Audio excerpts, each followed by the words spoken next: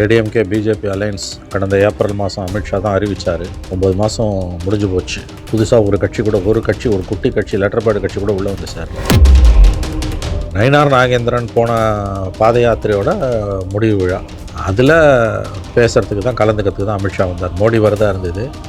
மோடி வர அளவுக்கு ஒர்த்து இல்லை, இது ஒன்றும் விளங்காதுன்னு நம்மளை விட மோடிக்கு அமித்ஷாவுக்கு நல்லா தெரியும். அதனால் அமித்ஷாவை அனுப்பி வச்சுட்டாங்க. அதிமுகலேருந்து யாரும் அந்த மேடையில் ஏறலை. பிஜேபி மீட்டிங்காக இருந்தாலும் அதுதான் கவனிக்க வேண்டிய விஷயம். எடப்பாடியாக அமித்ஷா சேர்த்துக்கலன்றாங்க. எடப்பாடி போக மாட்டேன்னு சொல்லிட்டாரு. கோவம் எடப்பாடிக்கு. நான் சொன்னது எதையும் நீங்கள் செய்யலை, ரெய்டெல்லாம் விடணும்னு சொன்னீங்க. திமுக மந்திரிங்க மேலே ஒரு மந்திரி மேலே கூட ரெய்டு விடலை. ஸோ ஏடிஎம்கே பிஜேபி அலையன்ஸ் ரொம்ப ஒரு பெரும் தடுமாற்றத்தில் இருக்கிறது. இந்த அலையன்ஸை வச்சு இதில் அந்த பக்கம் விஜய் பக்கம் கொஞ்சம் கொஞ்சமாக செல்வாக்கு கூட்டிகிட்டு இருக்குது. டிடிவியும் ஓபிஎஸும் எந்த நேரமும் விஜய் பக்கம் போயிடலான்றாங்க. ஆகவே இந்த சுச்சுவேஷனில் இந்த அலையன்ஸ் இதை பலப்படுத்துறதுக்கு அவர் வந்தாருன்றதே சிரிப்புக்குரிய நகைப்புக்குரிய விஷயம். இது அதில் பாதாளத்தில் கிடக்குது. ஒரு டிடிவி தினகரனையும் ஓபிஎஸ்ஸையும் கூட உன்னால் சமாளிக்க முடியலையான்னு நயினார் நாகேந்திரன் மீது அமித்ஷா கோபப்பட்டதாக தகவல்கள் வருகின்றன. எடப்பாடியோட அடுத்துக்கிட்ட நகர்வு என்ன சார்? ஏன்னா சந்திக்கலை. ஓகே, மேடைக்கு வருவாங்க அதிமுக எம்எல்ஏக்கள் நினச்சாங்க, அதுவும் நடக்கலை. கேட்டால் சேலத்தில் பிரச்சாரத்தில் இருக்காங்க, அமித்ஷா அவர்களை சந்திக்கலை. இத்தனை நாள் வரும்போது எந்த ஒரு நிகழ்வு இருந்தாலும் ஒத்தி வச்சுட்டு அமித்ஷா சந்திக்க வந்தவர் இன்னைக்கு அமித்ஷா முற்றிலும் பார்க்க மறுப்பதற்கான காரணம் அமித்ஷா மறுத்தாரா, எடப்பாடி மறுத்திருக்காரா சார்? நான் அறிந்த வரையில் எடப்பாடி மறுத்திருக்கிறார். பார்க்க வரமாட்டேன் என்று சொல்லிவிட்டான். அமித்ஷா பார்க்க வரமாட்டேன்னு சொல்லிட்டார். அவர் கோபத்தில் இருக்கிறார். எடப்பாடி கோபத்தில் இருக்கிறார். வேறு சிலர் சொன்னாங்க அமித்ஷா கோபமாக இருக்கிறார். இங்கே அமித்ஷா கோபமாக இருந்து ஒரு பிரயோஜனமும் கிடையாது. அதிமுகவும் இல்லைன்னா பிஜேபி சைபர் ஆகிடும். திமுக அதிமுக 2 பேர் இருந்தால் தான் 4 சீட்டு உள்ள, இல்லாட்டி பிஜேபி சைபர்.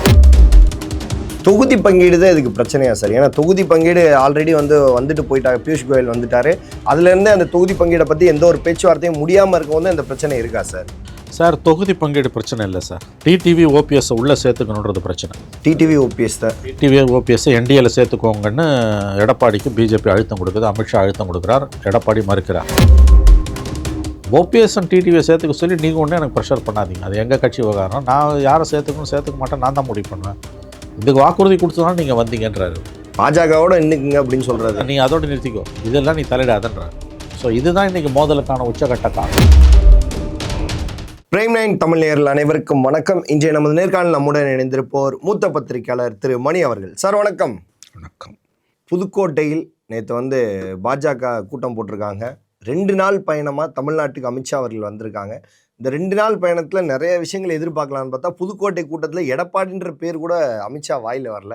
புதுக்கோட்டை கூட்டத்தின் பின்னணி என்ன? அமித்ஷா சென்னைக்கு வந்ததன் பின்னணி என்ன? தமிழ்நாட்டுக்கு வந்ததன் பின்னணி? ஆமாம், கூட்டணியை பலப்படுத்தணும்னு பார்க்குறாங்க. ஆனால் அது பலமடைய மறுக்குது. என்னென்னமோ பண்ணி பார்க்குறாங்க, அது ஒட்ட மாட்டேனுது, ஜெல்லாவில். ஏடிஎம்கே பிஜேபி அலையன்ஸ் கடந்த ஏப்ரல் மாதம் அமித்ஷா தான் அறிவித்தார். 9 மாதம் முடிஞ்சு போச்சு. புதுசாக ஒரு குட்டி கட்சி லெட்டர்பேடு கட்சி கூட உள்ளே வந்து சேரல. அதிமுக உள்ளே இருந்த செங்கோட்டையன் வெளியில் போயிட்டார். என்டிஏக்குள்ளே இருந்த ஓபிஎஸ் வெளியில் போயிட்டார். என்டிஏக்குள்ளே இருந்த தினகரன் வெளியில் போயிட்டார். கடைவரித்தேன் கொள்வார் இல்லை என்பது தான் பிஜேபியோட இன்றைய நிலையாக இருக்கிறது. நயினார் நாகேந்திரன் போன பாத யாத்திரையோட முடிவு விழா, அதில் பேசுகிறதுக்கு தான் கலந்துக்கிறதுக்கு தான் அமித்ஷா வந்தார். மோடி வரதாக இருந்தது. மோடி வர அளவுக்கு ஒர்த்து இல்லை, இது ஒன்றும் விளங்காதுன்னு நம்மளை விட மோடிக்கு அமித்ஷாவுக்கு நல்லா தெரியும். அதனால் அமித்ஷாவை அனுப்பி வச்சுட்டாங்க. மேடையில் உட்காந்துருந்தாங்க எல்லாம், அண்ணாமலை, அமித்ஷா, பியூஷ் கோயல், நயினார் எல்லாரும். அவர் வழக்கம் போல் டைலாக் விட்டார், இந்தியாவிலே ஊழல் நிறைந்த கட்சின்னு. இப்படி தான் அதிமுகவை சொன்னார் அவர். ஜெயலலிதா இருக்கும்போது சொன்னார். கொஞ்சம் வருஷங்களுக்கு முன்னாடி சொல்லிட்டு இருந்தார். ஒவ்வொரு ஊர்லேயும் போய் இதை சொல்லுவார் அவர். வெஸ்ட் பெங்காலுக்கு போனால் இந்தியாவிலேயே உலகத்திலே கரப்ட் கவர்மெண்ட்டுன்னு. இங்கே ஜெயலலிதா கவர்மெண்ட்டில் இருக்கும்போது 16 ஜெயலலிதா சாகிறதுக்கு முன்னால், இறந்து போகிறதுக்கு முன்னால் இந்தியாவிலே ஊழல் நிறைந்த கட்சின்னார். அப்புறம் மேற்கு வங்கத்துக்கு இதுக்கு போனால், கர்நாடகாவுக்கு போனால் அங்கே தான் இந்தியாவிலே ஊழல் நிறைந்த கட்சின்னு. இது வழக்கமான ஸ்டாண்டர்ட் டைலாக், அமித்ஷாவோட டைலாக். அதிமுகலேருந்து யாரும் அந்த மேடையில் ஏறலை. அது பிஜேபி மீட்டிங்காக இருந்தாலும் அதுதான் கவனிக்க வேண்டிய விஷயம். எடப்பாடியாக அமித்ஷா சேர்த்துக்கலன்றாங்க. எடப்பாடி போக மாட்டேன்னு சொல்லிட்டாரு. கோவம் எடப்பாடிக்கு. நான் சொன்னது எதையும் நீங்கள் செய்யலை, ரெய்டெல்லாம் விடணும்னு சொன்னீங்க. திமுக மந்திரிங்க மேலே ஒரு மந்திரி மேலே கூட ரெய்டு விடலை. இப்படி போச்சுன்னா நம்ம எப்படி எலெக்ஷனை ஜெயிக்கிறது? அந்த கடுப்பில் தான் அமித்ஷா இருக்கார், எடப்பாடி இருக்காருன்றாங்க. இன்றைக்கி திருச்சியில் தங்கியிருக்கார் ஹோட்டலில். எடப்பாடி சந்திப்பாருன்னாங்க. இது வரைக்கும் சந்திச்சதா தகவல் எதுவும் வரல. இதுக்கு முன்னாடியே சந்திப்பார், அவர் தான் வரவேற்பான்னு சொன்னாங்க. எடப்பாடி போய் சந்திக்கவே இல்லை. எஸ்பி வேலுமணி மட்டும் பார்த்தாரு நேற்று. இன்றைக்கி மறுபடியும் திருச்சியில், ஏன்னா புதுக்கோட்டையிலேருந்து திருச்சி வந்து தான் விமானம் பிடிக்கணும். புதுக்கோட்டையில் ஏர்போர்ட் கிடையாது. திருச்சியில் ஹோட்டலில் தங்கியிருக்காரு. காலையில் எடப்பாடி பார்ப்பார் என்று ஒரு தகவல் வந்தது. பார்க்க சந்திக்க இருக்கிறார், ஆனால் கன்ஃபார்ம் ஆகலை. ஸோ ஏடிஎம்கே பிஜேபி அலையன்ஸ் வந்து ரொம்ப ஒரு பெரும் தடுமாற்றத்தில் இருக்கிறது. புதுசாக நீங்கள் பார்த்தீங்கன்னா தேமுதிக வரல, பாமக வரல. இந்த அலையன்ஸை வச்சு இதில் அந்த பக்கம் விஜய் பக்கம் கொஞ்சம் கொஞ்சமாக செல்வாக்கு கூட்டிகிட்டு இருக்குது. டிடிவியும் ஓபிஎஸும் எந்த நேரமும் விஜய் பக்கம் போயிடலான்றாங்க. ஆகவே இந்த சுச்சுவேஷனில் இந்த அலையன்ஸ் இதை பலப்படுத்துறதுக்கு அவர் வந்தாருன்றதே சிரிப்புக்குரிய நகைப்புக்குரிய விஷயம். இது அதில் பாதாளத்தில் கிடக்குது. ஒரு டிடிவி தினகரனையும் ஓபிஎஸ்ஸையும் கூட உன்னால் சமாளிக்க முடியலையான்னு நயினார் நாகேந்திரன் மீது அமித்ஷா கோபப்பட்டதாக தகவல்கள் வருகின்றன. மற்ற கட்சிகளில் பாமக தேமுதிக வரலன்னா கூட சரி, அதிமுகவுக்குள்ள இருந்து போன டிடிவியையும் ஓபிஎஸ்ஸையும் என்டிஏக்குள்ளே உன்னால் கொண்டு வர முடியலன்னா நீ எதுக்கு பிஜேபி லீடராக இருக்கன்னு நயினாரை பார்த்து அமித்ஷா கோபப்பட்டதாகத்தான் இருவருக்கும் நெருக்கம், அதாவது நயினார் நாகேந்திரன் பாஜக விவகாரங்களை நன்கு அறிந்தவர்கள் சொல்லுகிறார்கள். அண்ணாமலை இருக்கிற வரைக்கும் ஒரு லைம்லைட்டாக அது இருந்தது, அதுவும் கிடையாது நயினாருக்கு. ஸோ நயினார் அண்ணாமலை ஆனால் ஏடிஎம்கே அலையன்ஸை கெடுத்தார். நேற்று அமித்ஷா சொன்னதில் ஒரு விஷயம் உண்மை நான் ஏற்றுக்கிறேன். அதாவது பழைய ஏடிஎம்கே அலையன்ஸ் இருந்திருந்ததுன்னா நாங்கள் 24 சீட்டு 23 சீட்டு ஜெயிச்சிருப்போனார். கண்டிப்பாக அவ்வளோ இல்லாட்டியும் ஒரு 12லேருந்து 14 சீட்டு ஜெயிச்சிருப்பாங்க. 10க்கு மேலே கரெக்டாக கண்டிப்பாக ஜெயிச்சிருப்பாங்க. 14 வரைக்கும் போயிருக்கும். எனக்கு தெரிஞ்சு அந்த 2019 அலையன்ஸ் பாட்டாளி மக்கள் கட்சி, தேமுதிக, இவங்க பிஜேபி, அதிமுக, இந்த அலையன்ஸை வச்சுருந்தாங்கன்னா கண்டிப்பாக பார்லிமெண்ட் எலெக்ஷனில் ஒரு 12லேருந்து 14 சீட்டு. பட் அதுக்கு காரணம் அண்ணாமலை ஏடாகூடமாக பேசுனதோட விளைவு தான் எடப்பாடி வெளியில் போனார். அப்போயே நயினாரை போட்டு அலையன்ஸை வச்சுருந்தாங்கன்னா நிச்சயமாக தமிழ்நாட்டில் இந்த பெரு வெற்றியை, இந்தியா கூட்டணி வெற்றியை தடுத்துருக்கலாம். ரெண்டாவது வந்து நேஷ்னல் லெவல்லையும் பிஜேபிக்கு நம்பர்ஸ் கூடியிருக்கும். ஆனால் அதை அமித்ஷா அங்கீகரிக்க மறுக்கிறார். அண்ணாமலையால் தான் அந்த 24 அலையன்ஸ் கொலாப்ஸ் ஆச்சு. இது விஷயம் தெரிஞ்ச எல்லாருக்குமே தெரியும். இன்றைக்கி அவர் வந்து அதை சொல்கிறார், அது உண்மை. ஆனால் 24 சீட்டெல்லாம் கிடையாது, ஒரு 14லேருந்து 16 சீட் வரைக்கும், அதிகபட்சம் 14 to 16 அவ்வளோதான். அதுவே பெரிய வெற்றி. ஸ்வீப் 40-0ன்றது 24-16, 28-12 வந்துன்னா பெரிய விஷயம் தானே. 2009 28-12 தான் ஜெயலலிதா 2 லெஃப்ட்டை வச்சுக்கிட்டு ஏடிஎம்கே டிஎம்கே காங்கிரஸ் அலையன்ஸை தோக்கடிச்சாங்க. 2 வருஷத்தில் பார்லிமெண்ட்டில் ஸ்வீப் பண்ணிட்டு வந்தாங்க. அது நடக்காமல் போனதுக்கு அண்ணாமலை தான் காரணம். அண்ணாமலை அந்த பதவியில் உட்கார வச்ச அமித்ஷா காரணம். இதை அனுமதித்த மோடி காரணம். யானை தலையில் மண்ணள்ளி போட்டுக்கிட்டு இன்றைக்கி குத்துது கூட, இதுன்னா யாரும் ஒன்றும் பண்ண முடியாது. ஏன்னா நயினார் நாகேந்திரன் அவர்களுக்கும் வர பயம் வர ஆரம்பிச்சிச்சுன்னு நினைக்கிறேன். ஏன்னா அமித்ஷாவை புகழ்ந்து துதிப்பாட ஆரம்பிச்சிட்டாரு. ஏன்னா இந்தியாவின் இரும்பு மனிதர், 2ஆம் சர்தார் வல்லபாய் பட்டேல் அப்படிலாம் சொல்லிட்டு இருக்காரு.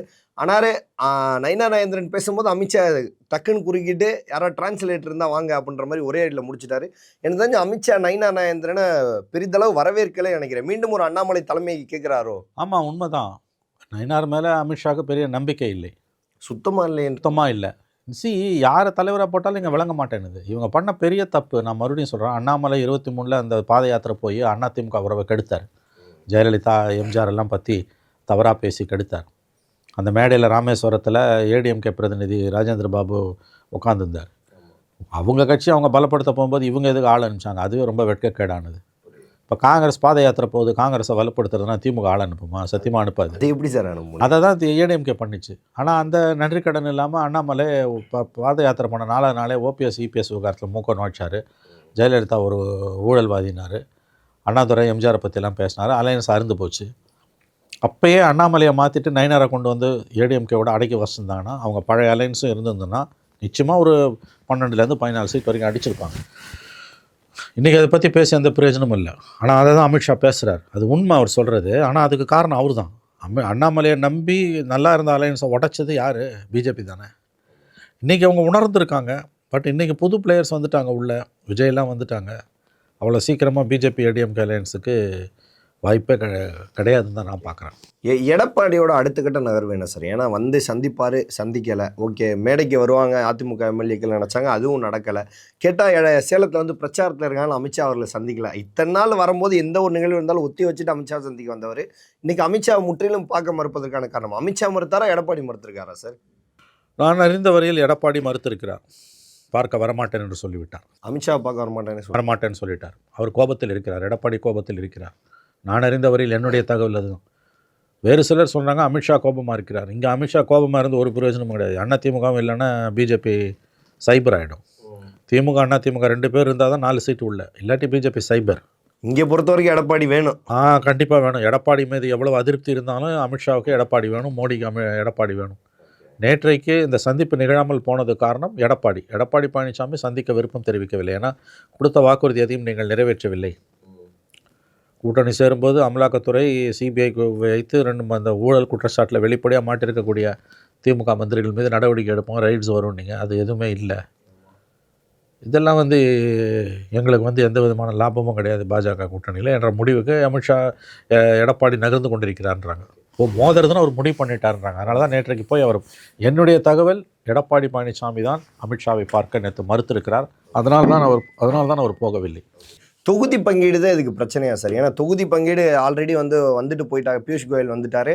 அதுலேருந்து அந்த தொகுதி பங்கீடை பற்றி எந்த ஒரு பேச்சுவார்த்தையும் முடியாமல் இருக்கும் இந்த பிரச்சனை இருக்கா சார்? சார், தொகுதி பங்கீடு பிரச்சனை இல்லை சார். டிடிவி ஓபிஎஸ் உள்ளே சேர்த்துக்கணுன்றது பிரச்சனை. டிடிவி ஓபிஎஸ் என்டிஏல சேர்த்துக்கோங்கன்னு எடப்பாடிக்கு பிஜேபி அழுத்தம் கொடுக்குது, அமித்ஷா அழுத்தம் கொடுக்குறார், எடப்பாடி மறுக்கிறார்.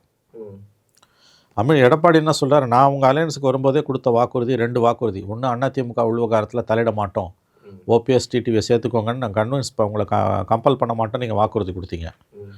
நம்பர் 1. 2வது வாக்குறுதி நீங்கள் கொடுத்தது திமுக ஊழல் மந்திரிகள் மீது இடி ரைடு வரும், நடவடிக்கைகள் இருக்கும். 2மே நீங்கள் நிறைவேற்றலை. ஒரு திமுக மந்திரி மேலே கூட நீங்கள் கை வைக்கல, ஒரு விதமான ரைட்ஸுமே இல்லை. இது நீங்கள் நீதிமன்றம் அப்படி இப்படிலாம் சொல்லி சால்ஜாப் சொல்ல முடியாது. நீங்கள் கையில் எவிடன்ஸ் இருந்தும் நீங்கள் ஏன் எந்த நடவடிக்கையும் எடுக்கல? இப்படி இருந்தீங்கன்னா நம்ம அலையன்ஸுக்கு வெற்றி வாய்ப்பு குறைவு. இதை தான் நான் முதல்லையே சொன்னேன்னு. அது ஒரு கோபம். 2வது கோபம் ஓபிஎஸ் அண்ட் டிடிவியை சேர்த்துக்க சொல்லி நீங்கள் ஒன்றும் எனக்கு ப்ரெஷர் பண்ணாதீங்க. அது எங்கள் கட்சி விவகாரம். நான் யாரை சேர்த்துக்க மாட்டேன், நான் தான் முடிவு பண்ணுவேன். இதுக்கு வாக்குறுதி கொடுத்ததாலும் நீங்கள் வந்தீங்கன்றாரு. பாஜகவோட இன்னைக்குங்க அப்படின்னு சொல்கிறாரு. நீ அதோடு நிறுத்திக்கோ, இதெல்லாம் நீ தலையிடாதன்றார். ஸோ இதுதான் இன்றைக்கி மோதலுக்கான உச்சகட்ட காரணம். டிடிவி விஷயம் ஒன்று, திமுக மந்திரிங்க மேலே எந்த நடவடிக்கையுமே இல்லையா? ஆமாம், இந்த யாரும் நடவடிக்கை இல்லையாங்க. மணல் கொள்ளையில் 5000 கோடிக்கு மேலே துரைமுருகன் பேர் அடிப்படுது. எவிடன்ஸ் மேலே எவிடன்ஸ் வச்சாலும் ஹைகோர்ட் சொல்கிறத மண்டையை ஆட்டிக்கிட்டு இடி நகர்ந்து போகுது. அதன் பிறகு டாஸ்மாக் கொள்ள 40,000 கோடி கொள்ள.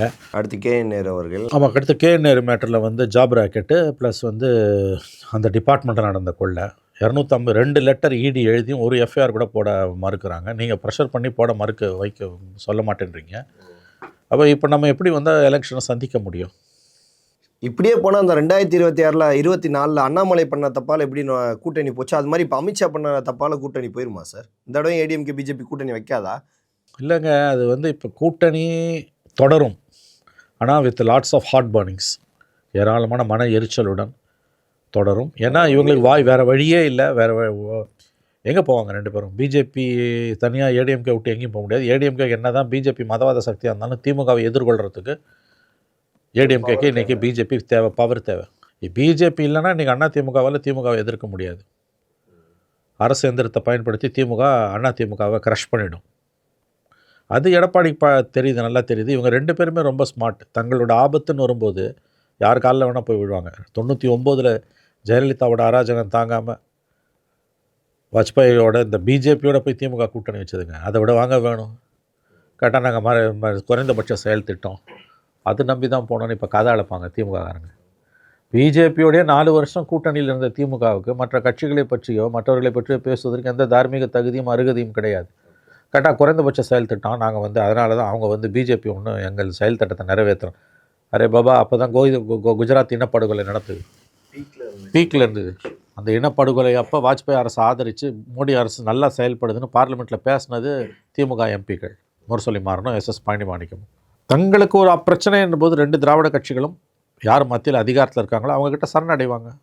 அப்படி தான் பிஜேபி கிட்ட கலைஞர் சரணாகதி அடைஞ்சார்.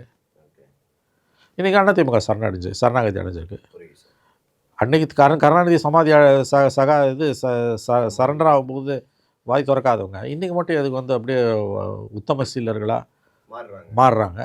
பல்வேறு அரசியல் கேள்விகளுக்கு பதில் தமிழுக்காக மிக்க நன்றி சார். நன்றி சார்.